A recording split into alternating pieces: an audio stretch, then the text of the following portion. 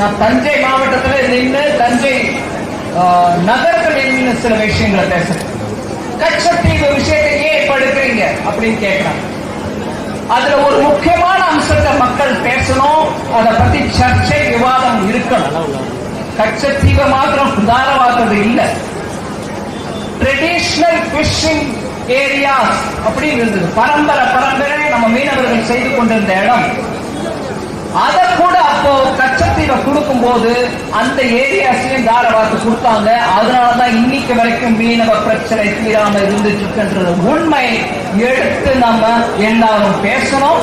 திராவிட முன்னேற்ற கழகத்தை கேள்வி கேட்கணும். ஜெயலலிதா அம்மா அவர்கள் அந்த கேள்வியை கேட்டிருக்காங்க, விவரமா கேட்டிருக்காங்க. அதுக்கு அப்பவும் பதில் இல்லை, இப்பவும் பதில் இல்லை.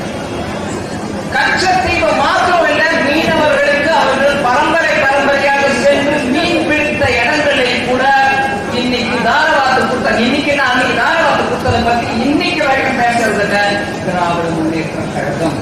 அப்ப இருந்த முதல்வருக்கு அந்த விஷயம் தெரியும். ஆனால் ஒரு வருஷம் முன்னாடியே தெரிஞ்சாலும்